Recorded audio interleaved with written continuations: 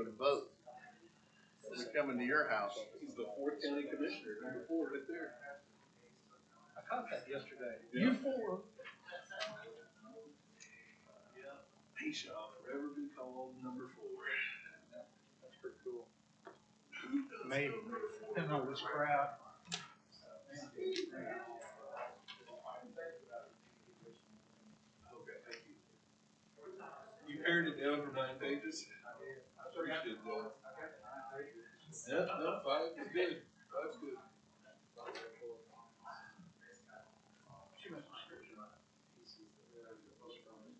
Yeah. The last page. Because it's not January 1 to December 31st. It's really tough. Because actually, when I did start, that is no exaggeration. All I did was beginning then, but it also ended or tapered off mid-year this year. That's why I cut this back, but the real period is from here till about June, I guess. Yeah.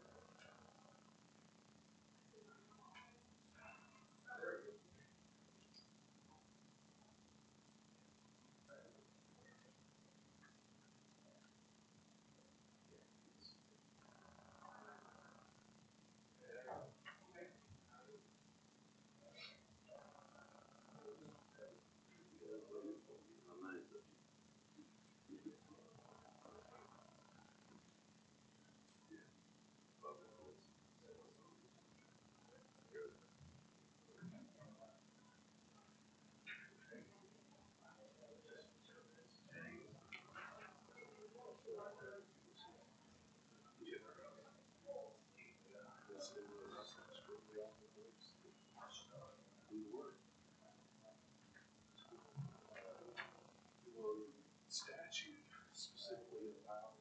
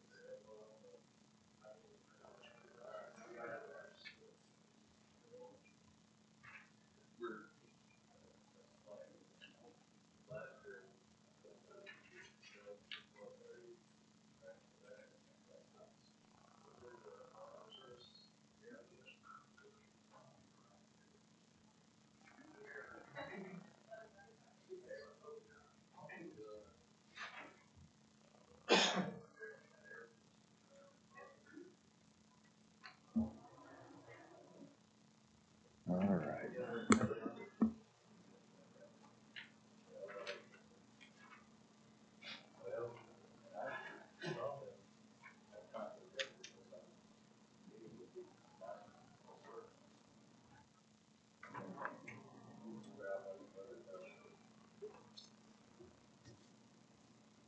You talking bowl games? I'm thinking about going. Love me some Army football. That's good stuff. All right. Being a little past 10, call the meeting of the Public Improvements and Infrastructure Committee to order. Notice the meeting was properly posted on December the 2nd. Item 1 is discussion regarding our minutes of November 23. I make a motion that we approve the minutes. Second. All in favor? Aye. Aye. 2, discussion, review, and possible action regarding radio tower structure at the Highway District 3 yard. Mr. Barnes, good morning. Good morning. Thank you all. And by update, David, do you mean different than what's attached? It's actually into that. Okay, so is there a motion to receive this document? So move. Second, all in favor? Aye. Thank you, David.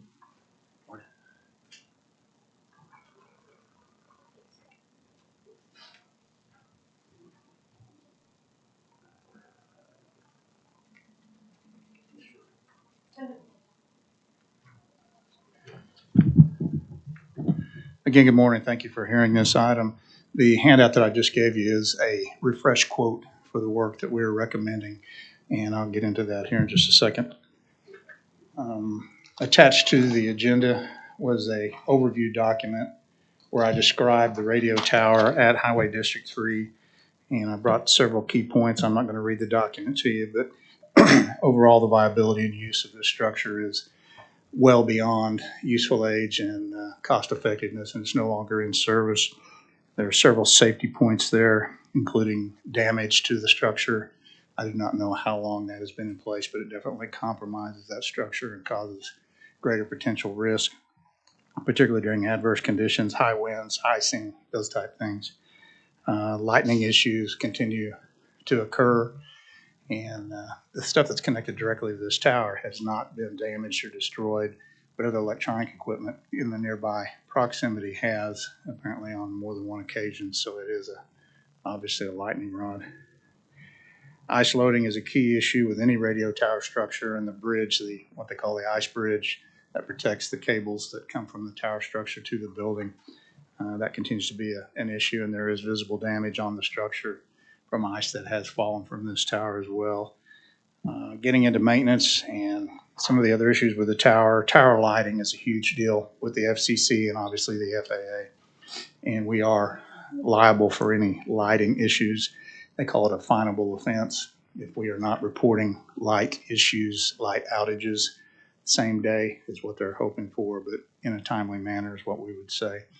And we currently have no automated method for monitoring tower lighting on this particular structure, and that would be a very expensive ongoing cost to us if we were to do that. Item number 4 talks about repairs needed to keep this tower in shape and to keep it a viable tower, which I do not know, to be honest with you, why we would do that. But if we were, you can see there 6 different items that would be required in order to get that tower structure back up to shape and get it in usable condition. Final paragraphs are talking about costs for what they call destacking or removing that tower. An original quote we had in February of 2020 was $38,700. The documents I just gave you are actually a refresh quote. You will see 2 quotes there. One of those is just to remove it, or excuse me, just to dismantle it and leave it on the grounds. The second one, which is $51,467, that is to dismantle and also remove the anchors from the ground. The first one, the lesser expensive, would be if D3 crews actually took the beams and the anchoring points, the 3 of those, and removed those from the ground themselves. The tower company would simply dismantle and leave the tower stacked on site. The more expensive, $51,000, which I honestly recommend for several reasons, includes them removing the tower, and it also includes them taking care of the dirt work, getting the anchors out of the ground, and restoring that back to what it would be in the surrounding area, basically parking lot. It is our recommendation based on this information, particularly the safety factors and the simple fact that this tower is no longer in use. It is our recommendation that this tower structure be removed. David, Sir. The cost of either one of these proposals, who will bear that? Mr. Monroe. He's always a good target. I honestly do not have a funding stream for that. The communications infrastructure fund that I have is actually specific to the Spencer Jones Tower for providing the radio service to the Eastern Oklahoma County Fire Department. So I'd hate to push that issue and get outside that lane of use of those funds. And I noticed Possible scrap value. There's a lot of them laying around. You see them everywhere. Keith, what was? Mr. Monroe asked if the tower could be salvaged or sold for scrap. There is a possibility of that. However, you're out in the country a lot more than I am. In the rural areas, you see old radio towers laying everywhere. This one does have some rust and some other physical issues with it. So to repurpose, it would take some work. Whose inventory is this on? It is on District 3's inventory.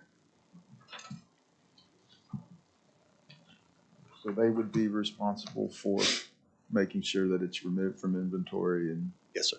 all the paperwork. Okay. And I have discussed it with Jennifer and with the superintendent out there.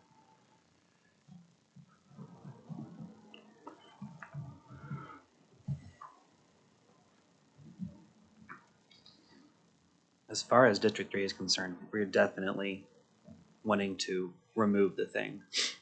Not interested in repairs. It's no longer necessary to us. As you said, it's a lightning rod. And all it really serves for is a landmark for people trying to find the yard for the first time. Yeah. So, I mean, as far as today is concerned, is the potential motion to try to make a movement towards either one of these two quotes? Well, it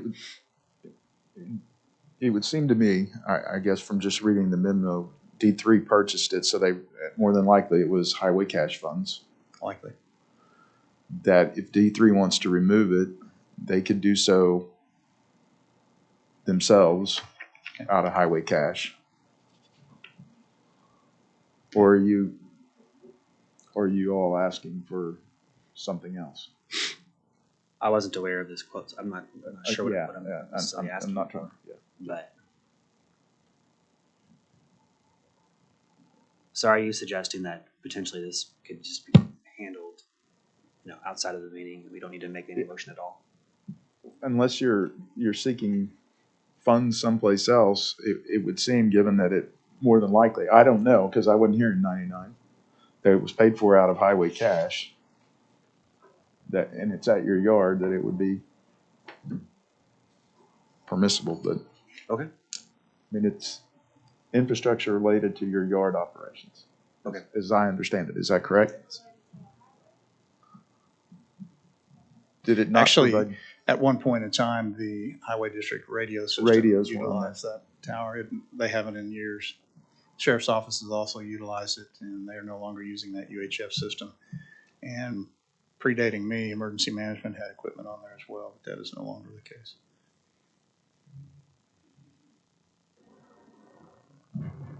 So I guess based off of that, most likely we'd be taking care of this. Are y'all okay if we go ahead and just not do anything on this as a board, and then if for whatever reason I was misinformed and we are seeking a separate revenue source, we can bring it back? Yeah, you want to just defer it until Yeah, you get that that's clarification? perfect. Sure, Okay. good. Yeah, that's fine. Michael, you good? Okay. Is that your motion, Gabe? Yeah, I'll make a motion to defer item 2. Is there a second? Second. All in favor? Aye. Thanks, Gabe. I'll retain this documentation. If you guys decide to move forward or need to discuss this or whatever, just let me know. Perfect. Okay, thank you. 3, discussion possible action to replace drinking fountains in the courthouse.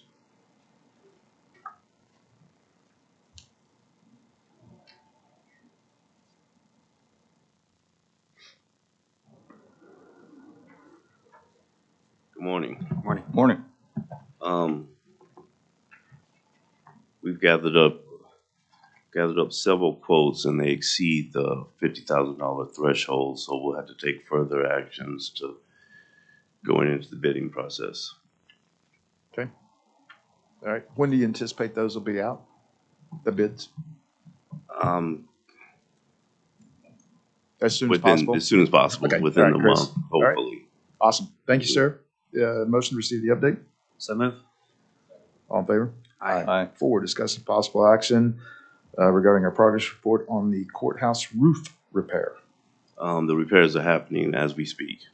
They should be finished within 2 weeks. Okay. There was an issue, I think, related to the jail elevator that may have occurred as a result of our contractor. Have we made any progress in towards determining who's going to pay that bill? Not yet. We'll get the invoice and then forward that on to Oklahoma Roofing Okay, after we received it. And that elevator's back up and It running? is. It was back up and running the same day. Okay, all right. Appreciate you guys. Any other questions? No. Is there a motion to receive the update? Move. Second. All in favor? Aye. Aye. 5, discussion possible action regarding the replacement of inoperable perimeter lighting on the annex building. After wild light displays at night, we've got 25 fixtures that have failed and need to be replaced at a cost in excess of $15,000 for the fixtures themselves. And I'm told, even though we go back with the exact same fixture, there's still no concrete or sure way of controlling the value of color when you select a particular color. So we're talking about the lights that we can turn red, Yes, for any occasion. And there's a no- color for any occasion. and we're outside any warranty? Yes. Wow. You'd think it would have lasted longer than 5 or 6 or 7 years, maybe. It's been that long? Wow. Okay. So $15,000, I don't know that we have that in our budget. We'll be looking for funding if you want to move forward on that.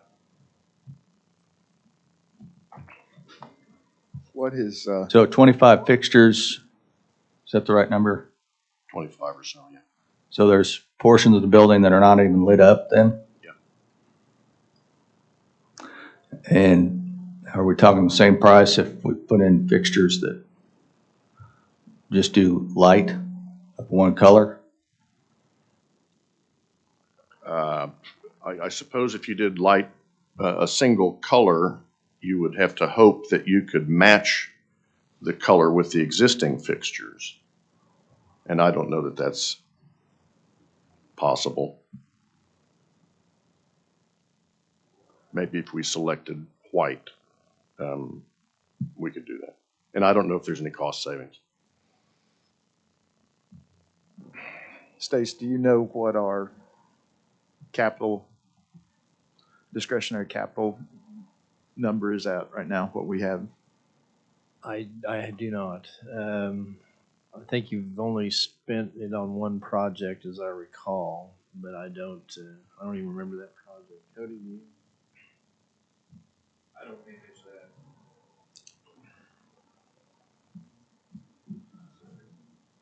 I'll bet Like, there's you 15,000. definitely have 15,000 left in there if you want to do it that way.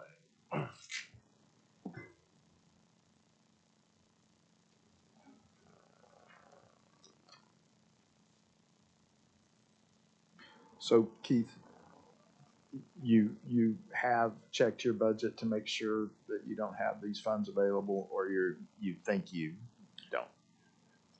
Generally, well, first of all, I have not checked our capital budget.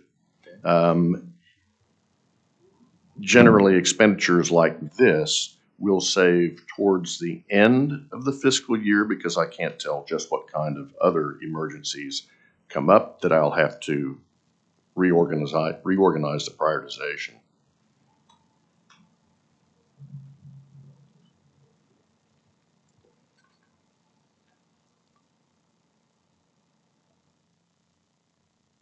If 25 are out, how many are left?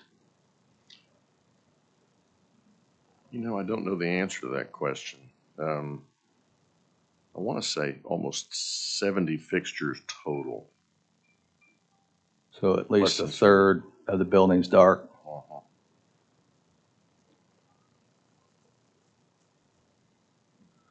I'll just go ahead and make a motion that we recommend to the BOCC that we proceed with this repair with the funding to come from the available allocation in our capital discretionary account for the infrastructure and committee. Second. All in favor? Aye. Keith, will you put this on the BOCC agenda? Sure. Thank you. And obviously check the balance of that account. All right. 6, discuss some possible action regarding a progress report on courthouse elevator upgrades. Final engineering on this project is complete, and I have a graph here where the completion date has been extended from February 2023 to May 2023. And if you're interested, I have wonderful photographs as to what the cabs and cars would look like.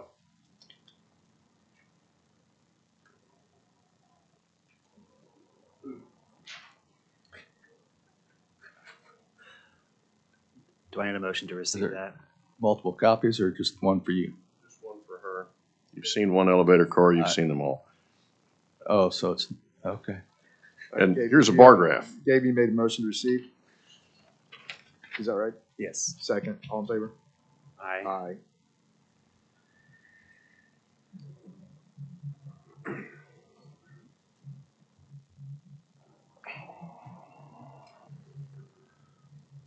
Anything else? No, that's all. Okay. Oh, well, as far as operation of the elevators, car A in the courthouse is down. There's an issue with a portion of the motor and drive in the elevator control room where we have electrical problems that I don't know whether or not we can solve these. Okay. So that elevator A, it would be my guess, would be down until this replacement effort could begin. And I would suggest we start on that elevator. And then when you said upgrades, engineering's complete, what does that mean for the next step? That means procurement.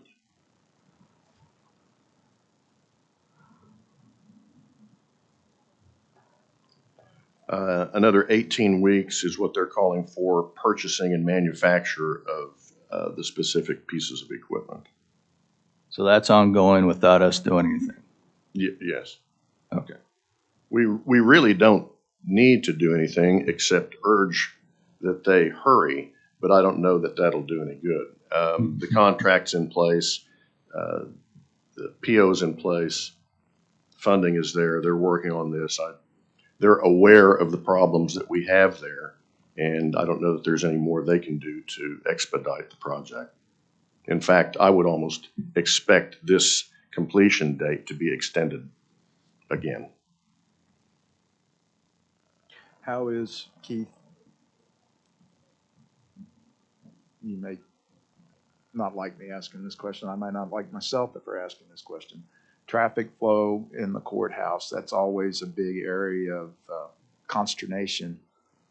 It's Right now, I can't remember where we're at in terms of jury weeks and trials, et cetera, but we're approaching a time that I think is traditionally slower, but that's a month or so, and you said potentially 18 weeks and that's before we just could start. So where I'm going with this is, in the event that we begin to get complaints, et cetera, do we have an option to try to get that elevator back up and running that is cost effective? I don't know the answer to that question. Could you explore it? I will, Thank you. and I There you have go. begun that already. If you care, the motor and the drive has a comm on the back with brushes that generate a current, and that equipment is unavailable. It's defective now. I don't know whether or not they can find equipment to make those repairs. According to their revised schedule, they're calling for completion of the first car to be modernized in August of 2022. Yeah. Okay. So we could be down at least that long. All right. Now I will say, I asked the court clerk when they bring people in, they do a fantastic job of marshaling people. Our guys run the elevators so that we limit the number of hands, arms, elbows, bags, feet that interrupt the door, wrists, interrupt the operation of the elevators. So, Not seen that before. uh-uh. All right. It's a habit. Anything else for Keith on that? No, sir. Okay, motion to receive? So move. Second. All in favor? Aye. 7, discuss possible action regarding a new service agreement with Vicinity. Keith? Oklahoma County entered into an agreement with what was then Trigen in December of 1989 to supply chilled water and steam heat at predetermined pricing and under a number of conditions. That contract and agreement has expired, and now it's time to determine whether or not you want to do something completely different with who is now Vicinity, or if you want to work on a contract and negotiate new terms. The original body of the contract called for Oklahoma County to help offset some of the construction costs, pipelines, mechanical equipment, those kinds of things. At that time, the boilers that served both the courthouse and the annex were decommissioned, and the contract called for any refrigeration capacity which would generate chilled water to be removed. And it's my understanding that at that time, the chillers that served both the courthouse and the annex and the ICB were removed. I'm certain that Vicinity has recovered a number of their capital costs over the past 3 decades. I don't know whether or not the terms will change or remain the same. I'm supposed to meet with Todd Lewis tomorrow, who is the general manager of Vicinity here in Oklahoma City, to begin discussing what can and can't be done from their perspective. The calculations are difficult.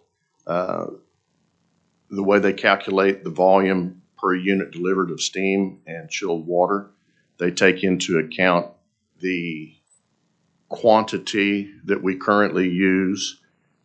They look at any additional values or volume necessary in the event we have spikes in use.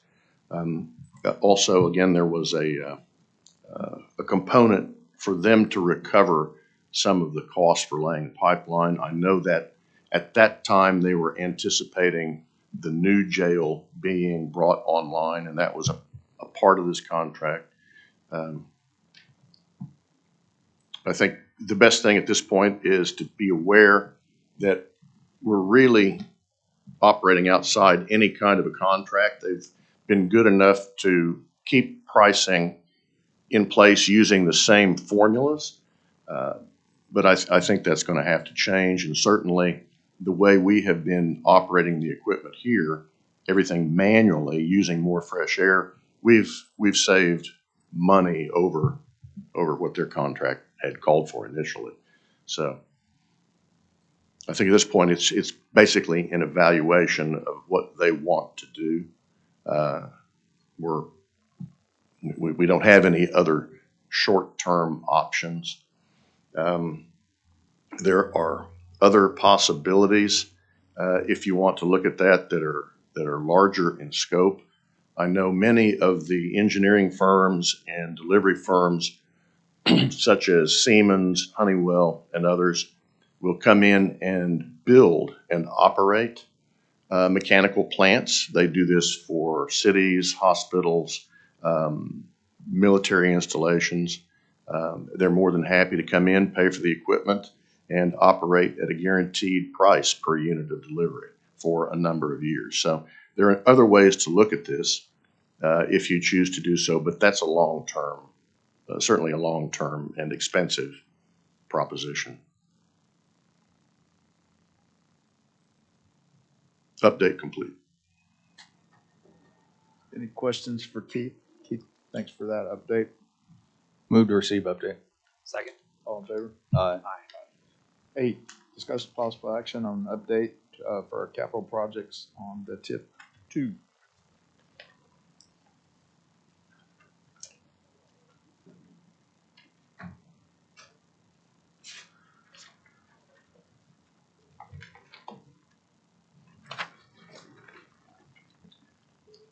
For your front entrance project, the next domino that has to fall is the clerk's books. As you're aware, we're working on 3 different designs on parallel tracks until, a winning design maybe emerges. One of them, we approved an appraisal yesterday to start appraising one of the options. I should have that back hopefully before Christmas. And then the other 2 options, West End on the first floor or the ICB first floor, I've laid those in front of you. How they lay out, no option is perfect. There's pros and cons to each option, as we've discussed in the past. But just to kind of keep this in front of you, I don't think there's any decision you can make today until we get that appraisal in on the 3rd option. But it's there for you for whatever you want to discuss about it. We're going to keep working on all 3 options unless you tell us not to. Any questions? No. Do you have anything, Mr. Hooton? Okay. All right. So I guess just receive these 2 drawings. Motion to receive the 2 documents. Second. All in favor? Aye. All right. Thank you, Stacy. Anything else? Not on that item. All right. And now a motion to receive Stacy's update. So move. Second. All in favor? Aye. 9 is a discussion possible action regarding the TIP 2 and TIP 8 budgets. No changes. Okay. Any questions? Otherwise, no action. Okay. 10, discussion possible action on Triple X project. Okay, we're within weeks of finishing the river portion. I've got some new pictures for you. Just to remind you, that was the existing condition when we started.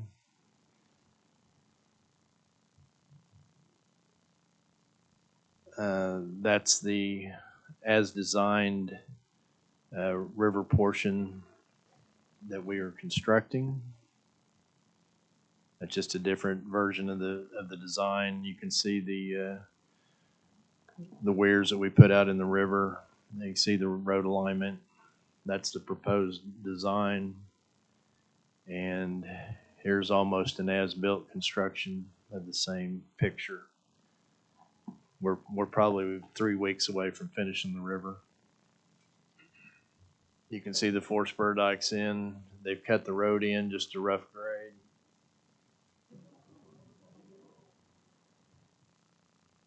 The dikes, the river's moved back to the east. The contractor's done a really good job, I think, of making the as-built look like the as-designed, pretty close.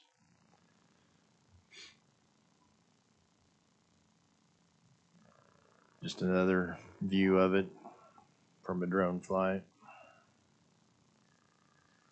I'll point out one thing.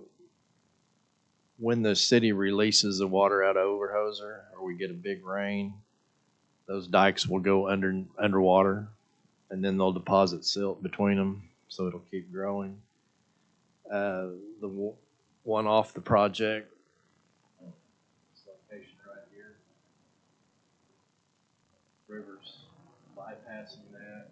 It's kind of going to leave just a low spot there. If District 2 has any waste material or waste dirt, or I guess any of the districts, you don't have a place to put it, I got a place for you. I'd like to have some additional dirt that's not part of the contract.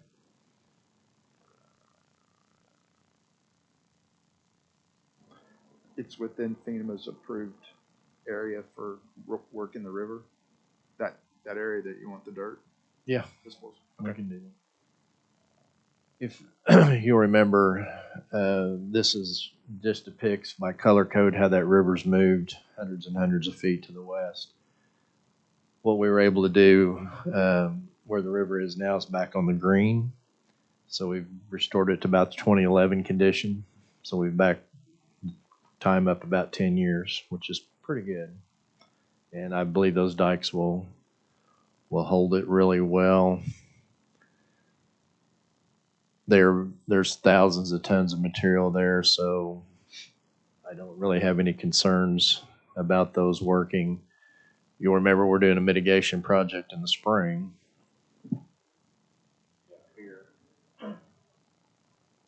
And that mitigation work will keep the river from cutting in behind our dikes. So it's turning out really well, I think.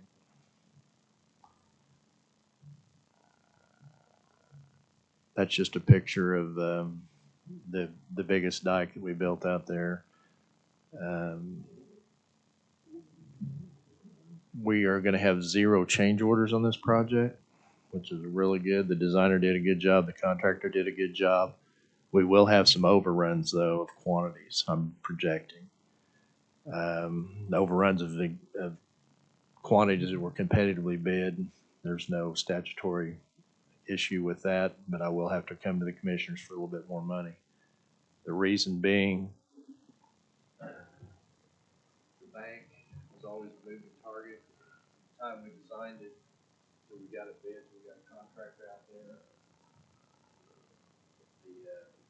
the bank that we were tying to just kept moving on us, so we had to have a little additional riprap going back to the west to tie in, so that's where the overrun's going to come. And that, of course, is the most expensive item out there.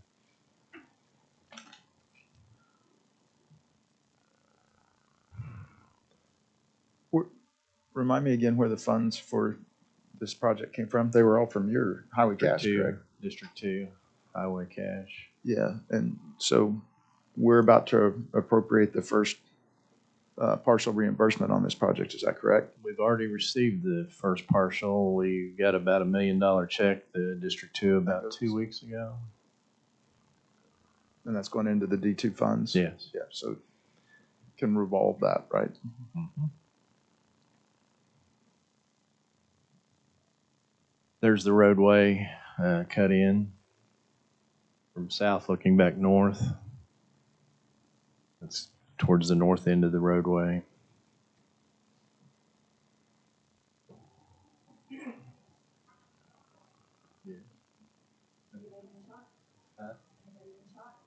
Nope, not today. Were you back at the working conditions for the employees out there? Hostile, yeah. All right. Michael, that's a great project you guys have got going. So you want to make a motion? I move to receive this report. Second, all in favor? Aye. Aye. 11, discussion possible action regarding the Canadian River project near Wilshire Bridge. Someday I hope to have similar footage. We are still running parallel tracks with FEMA grants and Corps studies.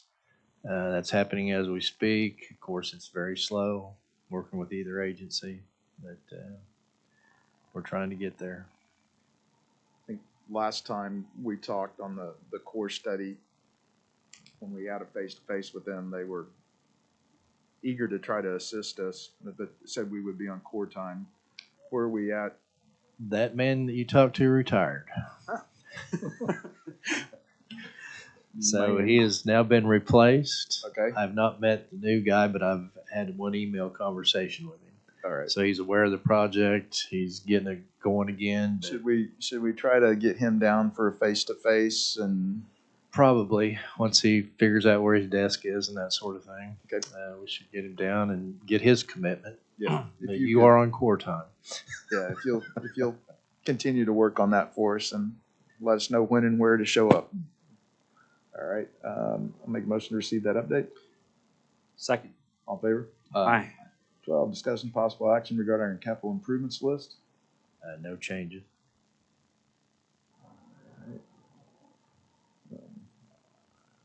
Do we need to add the lighting to this since we're making a recommendation to the board? Should we add that in for tracking purposes on this I list? can, but it'll come off about as fast as it goes on there since you're paying for it. Yeah, but one of the things it does is allows us to see what we've expended. Yeah. And completed. Okay. All right. So other than that addition, Is there anything else? All right. Make a motion that staff proceed as discussed and we receive the update. Second. All in favor? Aye. 13, discuss possible action regarding condition and repair of the social services building. I think Christie's continuing to reevaluate some things, and I don't believe we're quite ready to move forward yet. Right, it's still in the other committee before it comes back to this one, my understanding. Okay. No action on 13. 14, discuss possible action regarding funding of the 6th floor annex remodel. Yeah, I've got 100% plans completed. They've been given to OMES. OMES has selected a contractor. That contractor is putting a bid together as we speak. I don't know how long it'll take him. I'm pushing him, to go as fast as possible to get us that bid. But my anticipation is it's going to be at least about, approximately $1.7 million more than we have, just based on some other information I have. I hope that number's high, but that's just wishful thinking. But what you'd ask us to do last time, it was to put a list together of available funds that we found and all the potential projects we could spend it on. That was attached to your agenda. Hopefully you can pull it up or you have it. What it basically says is in the PBA reserve, there's so much cash, and Keith and Danny have agreed on how much that is. They would like to keep a minimum balance for operations and debt service, and that leaves you an amount that the county is a beneficiary of, a total amount available versus a list of projects. The 6th floor being what I consider the highest priority. If we could get some funding from that source, then I could really be ready to get construction going once I find a competent contractor with a reasonable price. And then everything else that would be competing for that money is just listed down the page. The line I drew there is because those other 3 projects are the ones we discussed in the other item about the books that affect one of your projects. And those are 3 competing projects. And then below that line is just a laundry list of all the other projects that we've identified that we've got design started or we've discussed.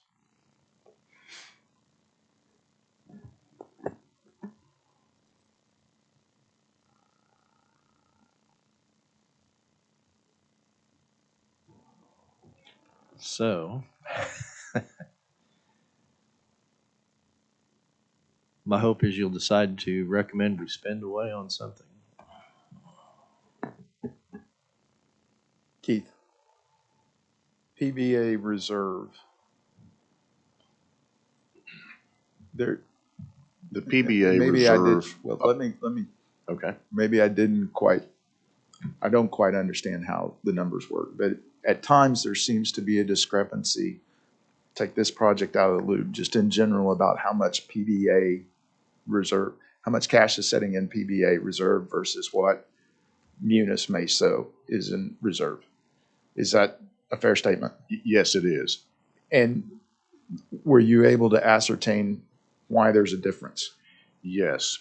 The carryovers, the cash balances, according to the bank statements, come to Christy Trethway and to Danny Lambert.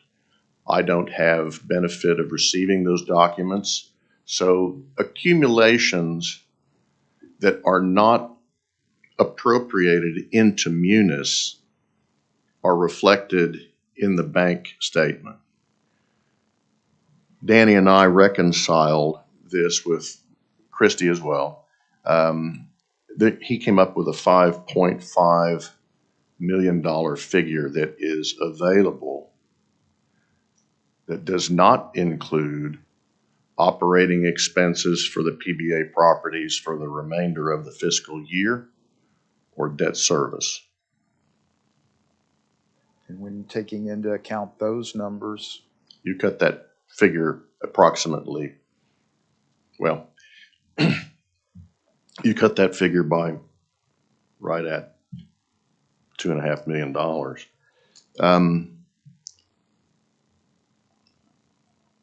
There should be, in my mind, and I think I've said this to each of you individually, there should probably be some minimum balance maintained here. I could suggest what that might be, but others would have differing viewpoints. Certainly, bondholders, if asked, would probably like to see the debt service maintained, a cash balance of almost $800,000, and then perhaps operating expenditures kept in reserve as well. That's at this point about $1.8 million. That was the projection for this fiscal year, and I'm certain that will change next year. So that's how we get to 2.6. It's on your sheet there.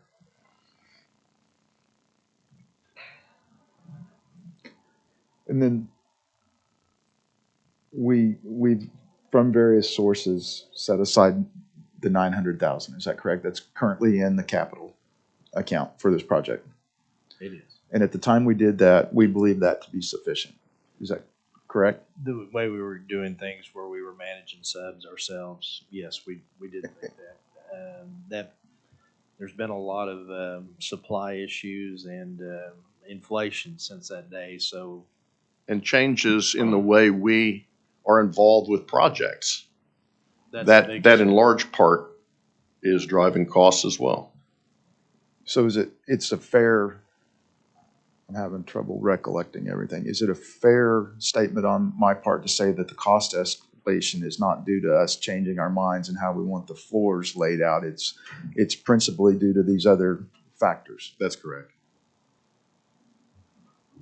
So now, because we can no longer do things the way we've done things forever, we're doubling our cost. That, and in part, supply chain issues right, and inflationary pressures for materials and services. Wow. I'd like to go ahead and make a motion if that's okay. Yeah. Sure. Okay. I can't keep you from making one. Okay. I'll go ahead and move that we do recommend to, would it be the BOCC and or PBA, that we expend 1.7 million in addition to the 900,000 that was already budgeted for the build out of the 6th floor in the annex building.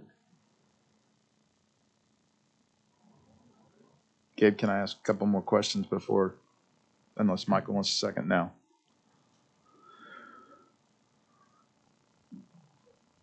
I'll wait for your answers of your questions. We've got our ICB project ongoing. That's currently some debate about how to proceed with the envelope. We're going to have to Is that proceed forward in some manner. is that accounted for in the funds here The that we're seeing? 1.8 contract is, however, should the scope change, should methodologies change, I'm certain that we'll have cost escalation there as well. And that cost escalation is not in this list, no. And we don't even know if there's going to be one, but there could be. I would count on cost escalation.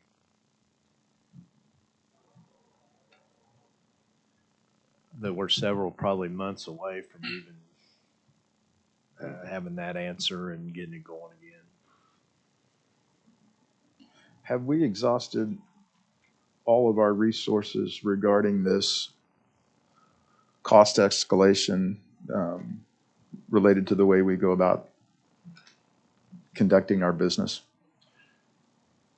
As far as I know, we are using OMES and their new I program. guess what I'm trying to gently ask is, Have we gone to purchasing and asked them? have we asked purchasing? Have we availed ourselves of? I don't believe that's gone through purchasing and gone out to bid yet. that's a parallel track we can use if you want to. I guess I'm having a difficult time understanding what's changed in terms of the way we previously conducted business with regard to these types of projects. Well, we're going to have to pursue a GC through purchasing, which is the I big know change. what led us to have to change the methodology in which we've done a lot of these projects ourselves. I believe the state auditor is the one that brought an issue. Has your office looked at this? And you're in concurrence?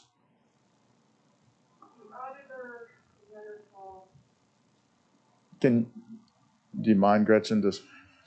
Sorry. We worked on this months ago. I don't know who the auditor initially spoke to, but the auditor did not like how the county was acquiring both the actual construction using electricians, et cetera, and then on the other hand, buying the materials. Because when you add the two together, they were exceeding the threshold under the Competitive Bidding Act, which is the $50,000 threshold. And so the auditor said, okay, halt this. The auditor really wanted the county, for all projects, to hire a general and put the whole entire project out to bid. I disagreed to a certain extent to that, and I said, no, I think you can do like with like. For instance, if you're going to lay carpet, it's the easiest example to understand. If you're going to replace the carpeting here, there's two components. The carpet itself, and then the labor to lay the carpet. So the county was used to maybe splitting that up, and you can't split these contracts. So the county, I think, what they can do is they can put it out for a three-way bid. They can bid out the carpet alone. They can bid out the labor alone, and they can bid it out for the whole tamale and pick which one's the cheapest or the best, lowest and best, really. So I don't know what's going on now, but I know that it affects electrical, it affects drywall, and I think that ultimately what happened up on the 6th floor, and I'm not sure because I haven't been very directly involved, is that it was actually more expedient and perhaps a better option to go with OMES and use a general rather than to try and bid out various components.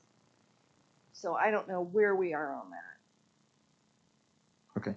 There was an issue with some prior purchases of some lighting that was purchased long before the auditor got involved. And I don't know if there were other things with plumbing or drywall, but One of We the got so far as to doing the demolition and purchasing of light fixtures under the method that we've used previously. so I don't have any direct knowledge as to why it jumped out the way it jumped out.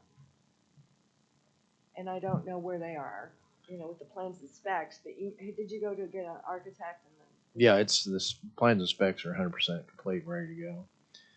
The way One of the issues that also got us in the industry is the material people would not sell or quote us because of the supply chain issues. They're like, you can come to our store and buy stuff off the shelf like anybody else, which we can't do. They refuse to give quotes. So that's not really an auditor thing or a DA thing. It's just the industry's, for the foreseeable future, is not going to quote us materials anyway. But then if they would start quoting materials again, we still have the problem of we have to package them with the labor. You can't split those things apart. So that's going to. You can if you put it all out for bid. The issue is whether or not it goes out for bid. So So we can't get bids on materials, basically. we have the plans, and the plans can be bid as Gretchen described, right? Yes. And that's They're being what we're bid by gonna do. OMES right now through that system. We could bid them through purchasing to get more contractors involved. Chantel's been a little hesitant to do that when we don't have the funding in place. Yeah, but I'm hesitant to move funding when we don't know the numbers. I think I feel confident we'll get the OMES number before it takes 21 days by statute. You have to advertise it, so. You might explain how the target figure was arrived at on the 6th floor, the revised figure. Courtesy estimate from a contractor. So it's not a hard number, but it's in the ballpark.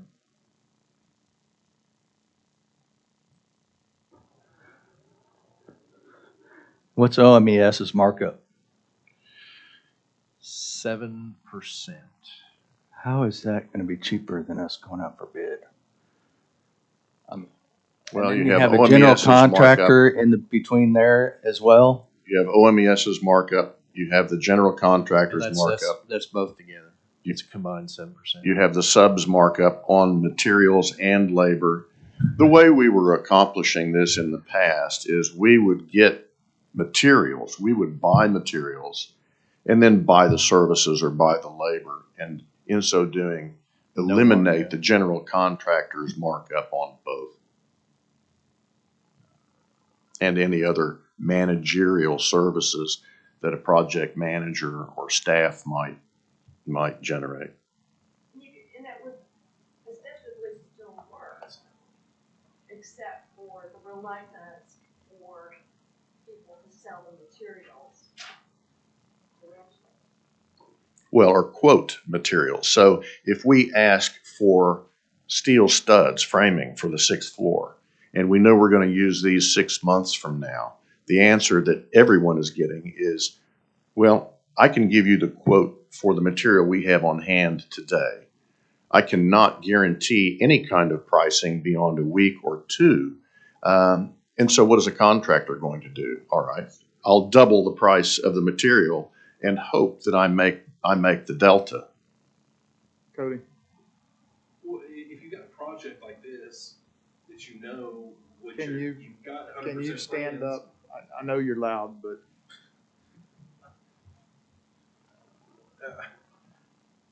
I'm with Gretchen. I think we're making this more difficult than we need to. On a project like this that we have 100% plans on, we know how many steel studs we need. We know all this stuff. Just go buy the material, store it.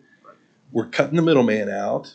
Bid the material. Well, but you just said that you can get quotes and bids as far as what we can purchase it for today, but not 6 months from now. So buy it today. And they refused to bid it. No,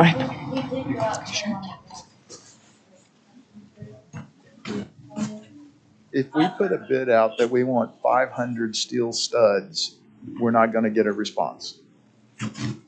You will from a contractor.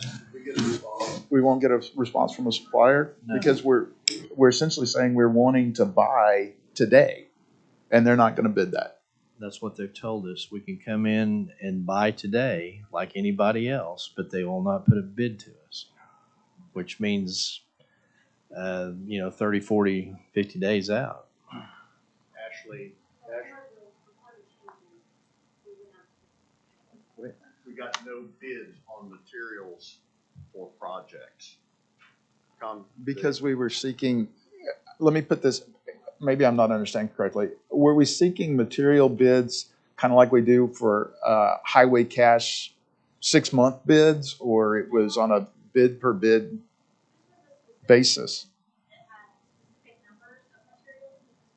I'm sorry, Ashley, I'm having a hard time hearing you.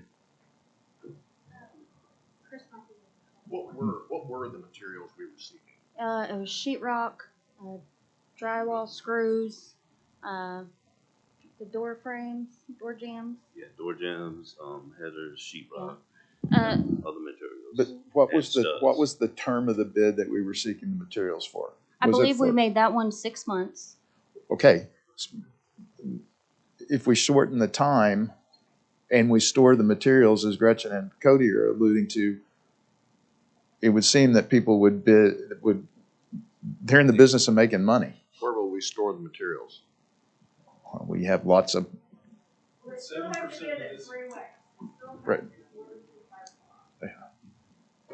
7% of of that $1.7 million is a lot of money to go get a place to store. that's 100, yeah, I mean, rounded up, it's We don't have to use $170,000. OMES. We can just go through our normal bidding process, which is fine by me.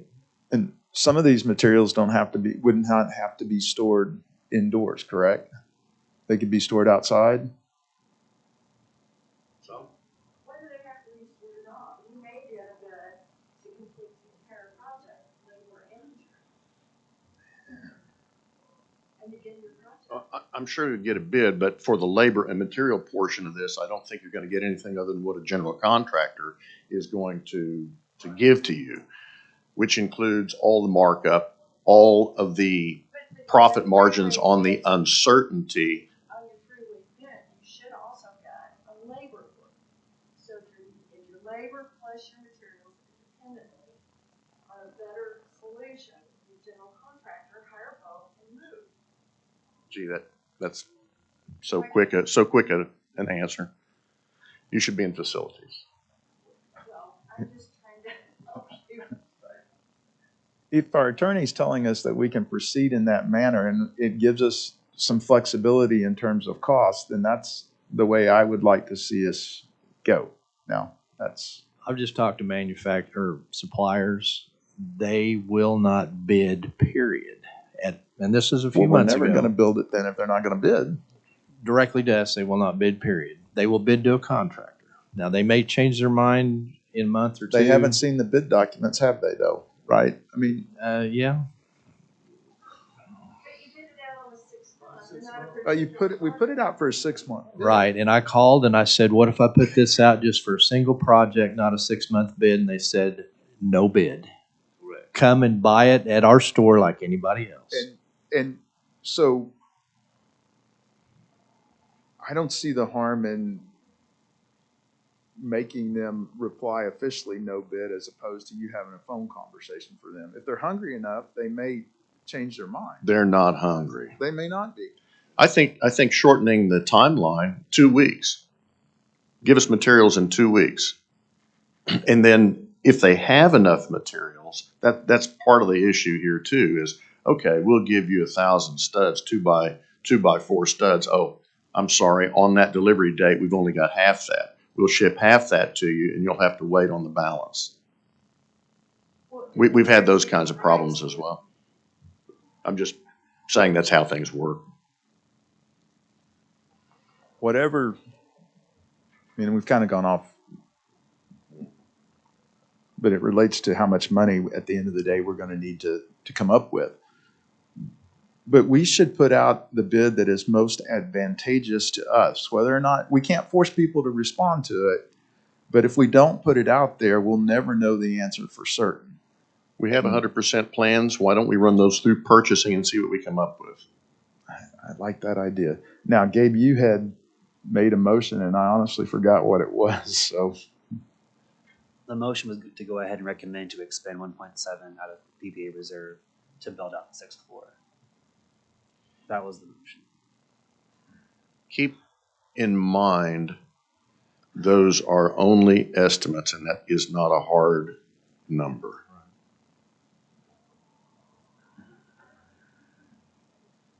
We could run the purchasing track if that would move along quickly enough. How quickly will we have a number back from OMES? Faster than you will from purchasing. It's 21 days by statute that you got to put it on the street. But I don't mind putting it out there and run parallel tracks. What's the likelihood that we get bids that differ in dollar values? You'll get different bids from different contractors. I mean, going the route with OMES than going through purchasing. Will we do any better with purchasing, do you think? It's a crapshoot, maybe, maybe not.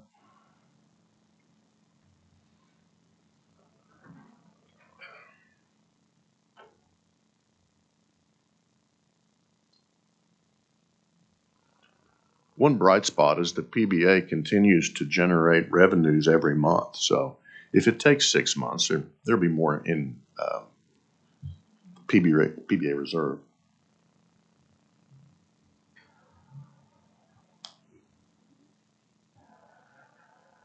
I think having the money in place gives us more comfort putting it out through purchasing, because you receive bids back from purchasing and then you say, hey, we're just kidding, we don't have any money. We don't want to get back to doing that again. We used to do that years ago, and really problematic with the industry. So if you've got some money in place. All right, so this agenda item and this motion allows that money to sit there to be reflective on what kind of responses we get. Yes. Well, I think Gabe's motion is that this body recommend to the PBA that they transfer 1.7 million from PBA reserve into county capital. Is that what I'm understanding? The eventual purposes of this project, yes. Essentially, we're asking the PBA. Is there a second? And then with this motion, are we doing a different motion to get them on parallel tracks to have purchasing put that up for bid? Gabe, would If that's what we need, does that have to be two separate motions? I have a question. Should we run into more roadblocks and BOCC, well, the line item that you're transferring money into is controlled by the budget board. In the event the complexion of the 6th floor build out should take place, is it a possibility that those funds could be reassigned to some other purpose?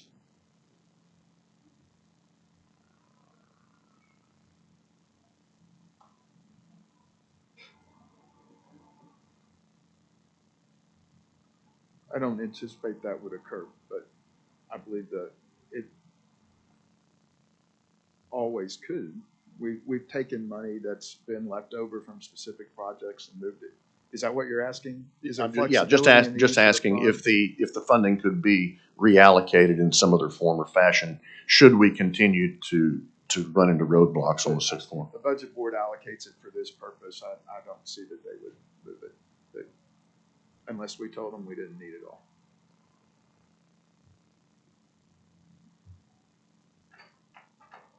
Not to mention that'd be the last time PBA helps anything. All right, so the motion allows for this money to be for this project, and then we're asking them to do parallel purchasing bids.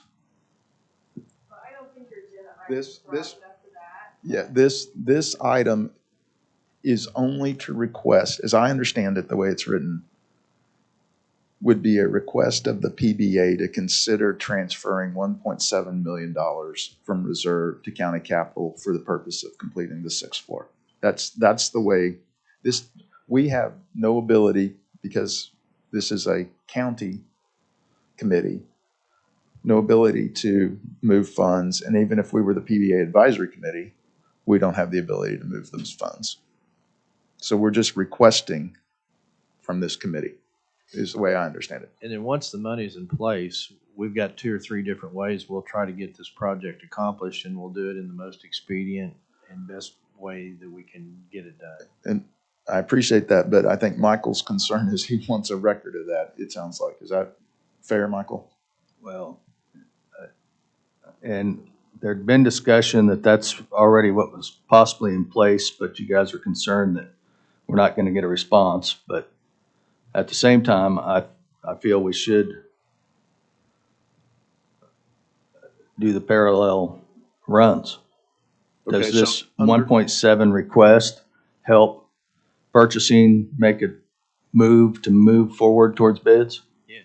So under the 3-track approach for bidding purposes, you've got a contractor, general contractor, who will bid labor and materials. We've got contractors that will bid labor only. Who writes the specs for the materials on the materials bid only? Quantities are outlined by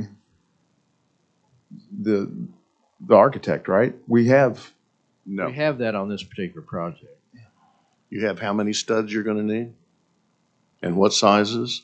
I believe so. And what lengths? I don't think so. if we don't have that, how can anybody bid this project? General contractors can look at that and apply the particular pricing, and will come up with a linear foot price for walls, a square footage price for flooring, square footage price for ceilings. If we're asking for those numbers for materials only, someone has to specify the quantities. Someone has to write the specs. The specs are written. I've got the specs. You're right. We may not know between 1,000 or 1,200 studs, but we can figure that out pretty quick.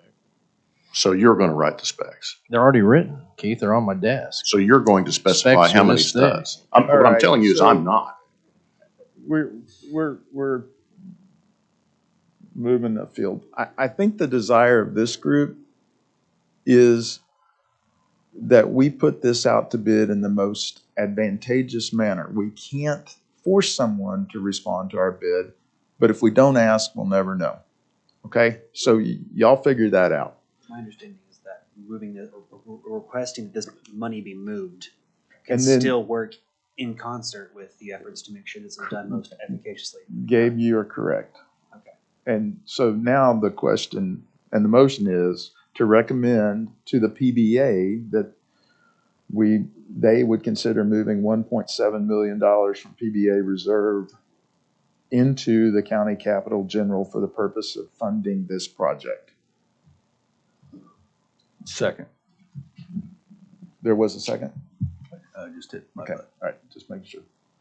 All in favor? Aye. Aye.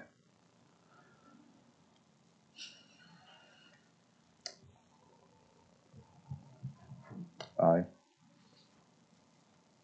Okay. 15, discussion possible action on directional signage in the foyers and floor landings of the annex and courthouse. Move to strike this unless there was other signage that we needed to add that's already up. Michael, just one quick question on that. I think when we had this discussion, I asked for, and I think Miles concurred, a review of signage as it relates to ADA, et cetera. Where are we at on that? We've asked for help with that. Perfect. Okay. All right. So let me. Yeah, let me remove my motion. Okay, thank you. So let's receive that brief update there. So that's my motion. Second. All in favor? Aye. All right. Michael, do you desire to strike this and they can bring it back when they have something new? Or you want to leave it on? Are you going to get back with us? Or when you say need help, Health and safety. so they may Sure. be 2 weeks, they may be 2 months?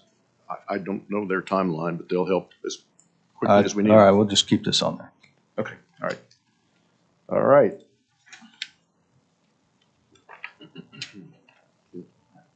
Citizens participation? Okay, board comments. Gabe? No, sir. Michael? No, thank you. All right, Gabe, good to see you. Thanks. Good to be here. Continued best wishes for you and your family. Thank you. New business. Adjourn. Yes, I move that. Second. All in favor? Aye. Aye. All right. Switch over and we'll do PBA.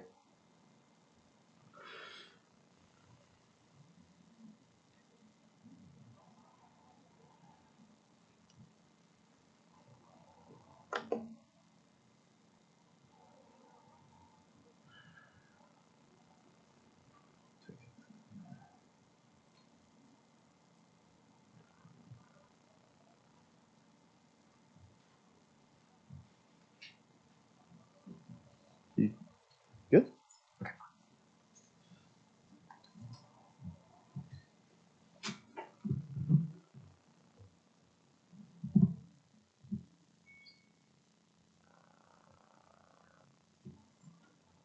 Okay, being past 10:15, call the PBA Advisory Committee to order. Notice meeting was properly posted December the 2nd. Item 1 is discussion and possible action on our minutes of November 23. Move they be approved. Second. All in favor? Aye. Aye. Okay, 2, discussion possible action on an update for our ICB exterior envelope project. Still waiting on our information. Okay, unless you guys have questions, I see that as no action. 3, discussion possible action regarding security in the ICB building. Last time we discussed this, you'd wanted me to bring back, I did not have at the time the numbers. I talked to David Baisden, and the numbers have not changed for the equipment or for the deputies to man the stations. The annual recurring costs, $143,000 for 2 deputies. The fixed costs for equipment, $40,458.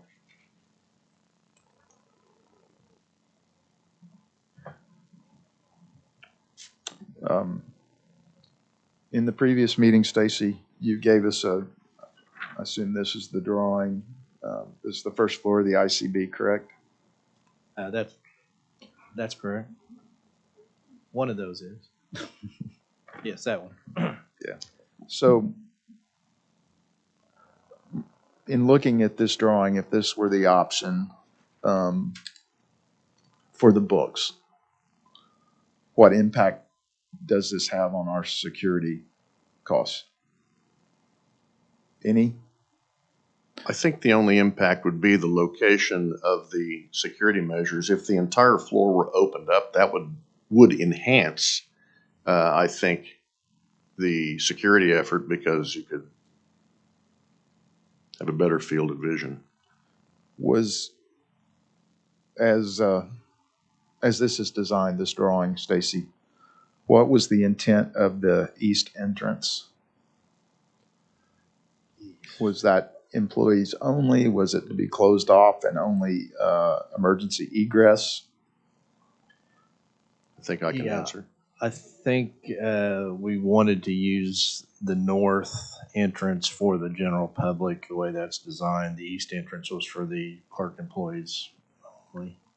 I believe under David Baisden's plan, the east entrance was emergency egress only. Okay. Entrance and egress for the public would be through the north doors, and then employees for the county clerk could use the elevators and the 4th floor access. So on this drawing, regardless of whether or not we would utilize this space on the 1st floor for books, the way that the entrance on the north side flowing to the elevators is what we had contemplated when we originally began talking about the security. Yes. Is that correct? So it kind of still works. Okay. All right. Well, I'll make a motion because we're going to have to build these walls and clear out this area, regardless of whether we put books over there or not. Right. And would have no bearing on our ability to lease the space on the other side of the wall. Is that correct? Okay. I would make a motion that we recommend to the PBA that we proceed with securing the building at the cost identified by the Sheriff's Department and any cost to be provided by Keith and his staff or Stacy necessary to reconfigure the 1st floor to do so. Second. All in favor? Aye. Aye. Okay. Thank you all. All right. This goes on a PBA agenda. As a recommendation from us. Yes, Okay. sir. And, all right. All right. 4, discussion possible action regarding capital projects for Lincoln Building parking lot, estimated at $300,000 and a marquee at $75,000. Remember last meeting, that marquee figure moved to $100,000. Also, I did receive a bid from District 1 to repair those areas of the parking lot that are in the most need of repair immediately south of the election board in that parking lot inside the fence. That total comes to $78,343. Keith, why is the marquee, why was it 75? Why is it 100? What is it? When this came on at 2 years ago, 3 years ago, when we began speaking about this, that was the figure that was assigned. I simply called and got quotes and not quotes, estimates over the phone. What are we putting there, I guess, what is this $75,000 give us? Is it a digital board, Yes. flashing lights? Bells and whistles, electronics that are sure to fail in 5 years. And why do we need that? I don't know that we do. Is there a more cost-effective method of denoting whose property and who's located there? I think from a utilitarian standpoint, what we have serves. Okay, all right. The parking lot, obviously you spoke with Brian. Yep. I've not had an opportunity to speak to him about this. What is the availability of our crews? He said he'd be able to get to this within a couple weeks, depending on what the weather did. Okay, and then the process would be that District 1 would invoice the PBA. Okay. We would move money from reserve into capital to fund this.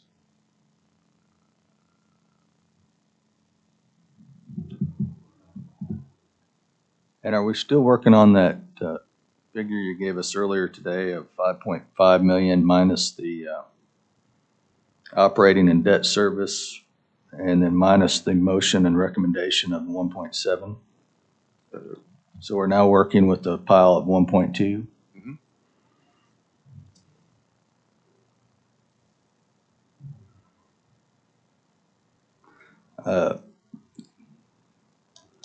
The parking lot process to me sounds reasonable as far as completing that project. $78,000. Not to exceed. You're gonna have a hard, for the purposes of this meeting and this agenda, you've got hard numbers in here. So you're gonna be We can- somewhat stuck. My understanding is that on an agenda item, we can always go down. Correct. That his marquee was going up. Yeah, well, I'm pretty confident we're not going to spend $75,000. Thank you, Gretchen. Yeah, I appreciate you. Yeah. Okay, so let's. Michael, it sounds like you're amenable to recommending to the PBA that they proceed with the parking lot repairs as identified in Keith's cost estimate. Is that correct? Correct, and that would be my motion. Okay, and second? Yeah. Okay. All in favor? Aye. Okay. Is there any other action desired on this item? My only question on the marquee, is there a need for any correction or update to the current sign? The information is correct at this time. It lists the occupants of the building. It lists the 3 commissioners who are responsible for the property and the property address. The marquee was a request from one of the tenants, wasn't it? Kind of more of a demand than it You know, was. I can't remember how that was originated, but it's been several years, so it was I think that's right. It may have been ACOG that asked for My that. understanding is, yes, that was a request of one of our tenants, and they might be able to request that. However, we determine what the marquee is, what, if any, improvements we make to it. They also requested signage on their building, which we accommodated. They requested a number of things that we were able to accommodate. To me, and unless there's a reason it seems exorbitant to spend $75,000 to $100,000 on a marquee. I agree. Should we strike this? So,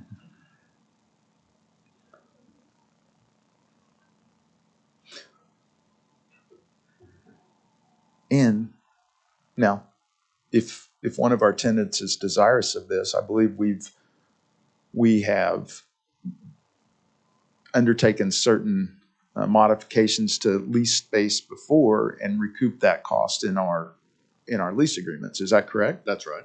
That could potentially be an avenue here. If it comes up again, I'll suggest we move in that manner. What do you guys think about that? Yeah, that's fine. Okay. All right. So the way I see it, no additional action on item 4. Item 5, discuss the possible action on Metro 1 and 2 capital projects, cameras and elevator badge access. No movement there, nothing new. Quick question on the elevator badge access. We have a number, or we used to have a number of people who leased those parking spaces, some that lived in the downtown vicinity. Is that number there inclusive of those folks? How would we handle access for them to the elevators, et cetera? We've talked to Weatherby Electric about how we would use the same parking card in conjunction with a card reader that would be installed at each of the landings. All right, appreciate it. Thank you. Other than that, is anything else? No. Okay, motion to receive that brief? So move it for a second. Is it? Yeah, I'll make a motion. Oh, wait, second. All in favor? Aye. 6, discuss possible action on capital projects for the ICB, security, which we had addressed in a previous item, and a new roof. Working on a specific number, an exact figure for that roof. Okay. Nothing further. Any other action necessary? And is that an item that needs to, are we paralleled again? OMES involved with this? We would work through OMES. We've had pretty good luck, generally speaking, with OMES on our roofing projects. They've got that one down to a science. Similar to what we had done at Lincoln. Right. Okay. All right. Motion to receive that update? So move or Second. second, yeah. All in favor? Aye. Aye. 7, discuss possible action on capital projects for Kraus. That's the second floor build out and an elevator. There's nothing there except that $15 square foot number is no longer relevant. I think we talked about this last time. Closer to, what did you say, 150? Depending on the build out. So the 350 and the 150 should be different figures as well? My guess is yes. So when we're actually ready to do something like this, I think we do the hard bid thing and get real numbers. Well, and if this agenda item's staying on here, we need to update those figures. Would you like me to bid? I don't have anything to bid. I don't have plans to bid. I can ask for relevant numbers, current numbers for the elevator. Yeah, that's fine. I think whatever you want to do, though, apply the $150 a square foot figure to who's ever drawing or. Well, is it the $15 square foot that gets us to 350,000, or is that? The $15 a foot gets you to 15 grand. I'm sorry, $15 a square foot gets you to 350,000. So times 10, oh my God, yep. Okay, anything else? So a motion to receive? Second. All in favor? Aye. 8, discuss possible, I believe we can strike number 8. Right, I have direction there. Okay. Motion to strike? Second. All in favor? Aye. 9, discuss possible action regarding Delta Sigma Theta sororities, request to use the Lincoln Building event room. You'll remember yesterday's meeting, there was some confusion as to who would want to use that room and when. And so I have 3 participants Delta Sigma Theta Sorority wants to use the large room one Saturday a month from now on for meetings. I don't know how you want to price this. They have given me an idea of what they want to try and do. It would require opening, closing, maybe security, that kind of thing, since it's on the weekend. I know there's an attachment of dates on this. Do you know if any of these conflict with any of the Santa's Cause dates? I didn't check on Santa's Because we definitely would want cause. to give deference to Santa's Cause. I know the treasurer has his event. I know the election board has asked for use July and August, September. But could you get that scheduled to me, or who's got that?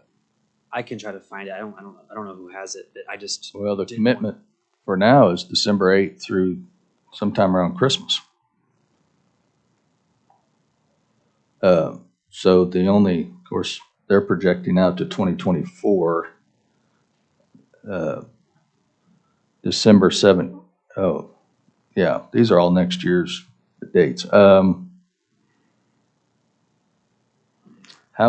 they utilizing the whole event space area? That's my understanding. The sorority had used that space when Langston University was the tenant there, and apparently it served their purposes. I'm not sure if they would need the entire space. I can ask those questions. But I'm sure she'll want to know from me at what cost do we provide this, and are there any other particulars? So, Keith, as Michael pointed out, there's no conflict with Santa's Cause this year because the first date they're seeking is April the 16th of 22, as I'm looking at this.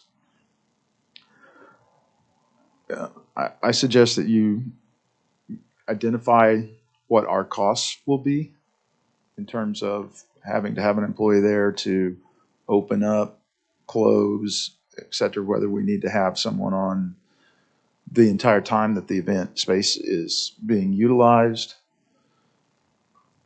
And then we apply our rental rate as well. And then you come back with us and give us that idea. I'll come up with a figure Okay. that includes personnel and also any additional HVAC costs. You guys amenable to that? So we appear to have some time. Okay. That would be, I guess, my motion to proceed as discussed there. Second. All in favor? Aye. All right, citizens' participation, board comments, Michael? Gabe? Thank you. None here. New business? No new business. Adjourn. Second. All in favor?